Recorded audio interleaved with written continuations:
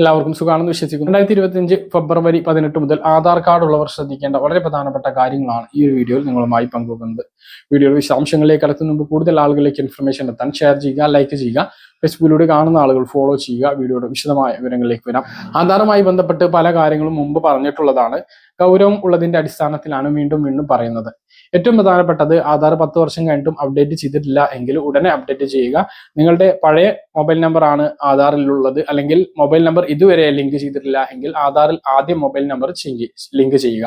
അതാണ് ഏറ്റവും പ്രധാനപ്പെട്ട കാര്യമായിട്ട് ആധാറിന്റെ വിഷയത്തിൽ പറയാനുള്ളത്. ആധാർ അപ്ഡേറ്റ് ചെയ്യുമ്പോൾ 3 കാര്യങ്ങൾ നിങ്ങൾ പുതുക്കാൻ വേണ്ടി ശ്രദ്ധിക്കുക. ഒന്ന്, നിങ്ങളുടെ മുഖമാണ്. പുതിയ ഫോട്ടോ നൽകാൻ വേണ്ടിയിട്ട് ശ്രദ്ധിക്കുക. ഇപ്പോൾ ആധാർ RD ഉപയോഗിച്ച് ഫേസ് ഒതന്റിക്കേഷൻ പല കാര്യങ്ങൾക്കും വരുന്നുണ്ട്. അതുകൊണ്ട് തന്നെ പുതിയ ഫോട്ടോ നൽകുകയാണെങ്കിൽ അത് സുഗമമാകും.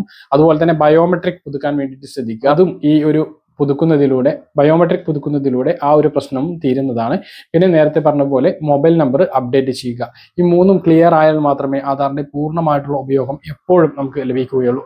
ഏറ്റവും പ്രധാനപ്പെട്ട ഒരു അറിയിപ്പ് ഇപ്പോൾ മോട്ടോർ വാഹന വകുപ്പിന്റെ ഭാഗത്തു നിന്നാണ് വന്നിട്ടുള്ളത്. നിങ്ങൾക്കൊരു വാഹനം ഉണ്ട് എങ്കിൽ വാഹന രേഖയിൽ നിങ്ങളുടെ ആധാറുമായി ലിങ്ക് ചെയ്തിട്ടുള്ള മൊബൈൽ നമ്പർ ലിങ്ക് ചെയ്യണം എന്നാണ് പറഞ്ഞിട്ടുള്ളത്. അതിനു വേണ്ടി മോട്ടോർ വാഹന വകുപ്പിന്റെ പരിവാഹൻ സൈറ്റിൽ കയറിയിട്ട് സ്വന്തമായിട്ടോ അക്ഷയ കേന്ദ്രങ്ങൾ മുഖേനയോ RDO ഓഫീസുകൾ സ്ഥാപിച്ചിട്ടുള്ള ഹെൽപ്പ് ഡെസ്ക് മുഖേനയോ ഫെബ്രുവരി 28-നുള്ളിൽ ചെയ്യണം എന്നാണ് പറഞ്ഞിട്ടുള്ളത്. അപ്പൊ ആ കാര്യം എല്ലാവരും ശ്രദ്ധിക്കുക. ആധാറുമായി ബന്ധപ്പെട്ട് ഏറ്റവും പ്രധാനപ്പെട്ട ഒരു അറിയിപ്പ്, നേരത്തെ കേന്ദ്രങ്ങൾക്ക് മാത്രമായിരുന്നു ആധാർ ഒതന്റിക്കേഷൻ സാധ്യമായിരുന്നത്. ഇപ്പോൾ സ്വകാര്യ സ്ഥാപനങ്ങൾക്ക് കൂടി ഇത് നൽകാൻ വേണ്ടി കേന്ദ്ര സർക്കാർ തീരുമാനിച്ചിട്ടുണ്ട്.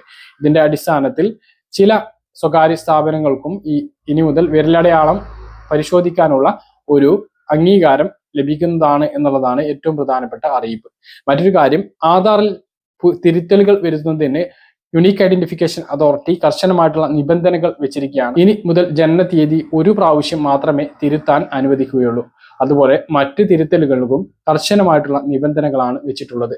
പേര് ഉൾപ്പെടെയുള്ള കാര്യങ്ങൾ തിരുത്തുന്നതിന് മറ്റ് രേഖകൾ കൂടി വേണ്ടിവരും. അതും എല്ലാ ആളുകളും ശ്രദ്ധിക്കേണ്ട കാര്യമാണ്. അപ്പൊ ആധാർ പുതുക്കുന്നതുമായി ബന്ധപ്പെട്ട് നിങ്ങൾ ആരും മടി കാണിക്കരുത്. നമുക്ക് ഏറ്റവും വലിയ ഒരു രേഖ തന്നെയാണ് ആധാർ കാർഡ്. നമുക്ക് ലഭിക്കുന്ന സർക്കാർ ആനുകൂല്യങ്ങൾ, പെൻഷൻ ആയിക്കോട്ടെ, സ്കോളർഷിപ്പുകൾ ആയിക്കോട്ടെ, PM കിസാൻ സമ്മാൻ നിധി, റേഷൻ ഉൾപ്പെടെയുള്ള എല്ലാ കാര്യങ്ങളും നമുക്ക് ലഭിക്കുന്നതിനും ആധാറുമായി ബന്ധപ്പെട്ടാണ് ഇനി ലഭിക്കുന്നത് എന്നുള്ളത് എല്ലാവരും മനസ്സിലാക്കുക. ഇപ്പോൾ നമുക്കറിയാം, പെൻഷൻ ലഭിക്കുമ്പോൾ കൃത്യമായിട്ട് ലഭിക്കാത്തത് ആധാർ രേഖകൾ കൃത്യമല്ലാത്തത് കൊണ്ടാണ്. അങ്ങനെയുള്ള ആളുകളോടെല്ലാം ആധാറിന്റെ കോപ്പി അതായത് തദ്ദേശ സ്ഥാപനങ്ങളിൽ ഏൽപ്പിക്കാൻ വേണ്ടി പറഞ്ഞിട്ടുണ്ട്. ആ കാര്യവും എല്ലാ പെൻഷൻ ഗുണഭോക്താക്കളും, കേന്ദ്രവിഹിതം ലഭിക്കുന്ന പെൻഷൻ ഗുണഭോക്താക്കളും ചെയ്യണമെന്ന് ഓർമ്മിപ്പിക്കുന്നു. അതുപോലെ തന്നെ 5 വയസ്സ് കഴിഞ്ഞിട്ടുള്ള കുട്ടികളുടെ ആധാർ കാർഡ് പുതുക്കുക. അതുപോലെ തന്നെ 15 വയസ്സ് കഴിഞ്ഞിട്ടുള്ള കുട്ടികളുടെ ആധാർ കാർഡും പുതുക്കാൻ വേണ്ടി ശ്രദ്ധിക്കുക. പറഞ്ഞ കാര്യങ്ങൾ കൃത്യമായിട്ട് മനസ്സിലാണെന്ന് കരുതുന്നു. ഇതുപോലെ ഇൻഫർമേഷൻ ലഭിക്കാൻ ചാനൽ സബ്സ്ക്രൈബ് ചെയ്യുക, ബെൽ ഐക്കൺ എനേബിൾ ചെയ്ത് വെക്കുക. മറ്റൊരു വീഡിയോയുമായി നമുക്ക് വീണ്ടും കാണാം.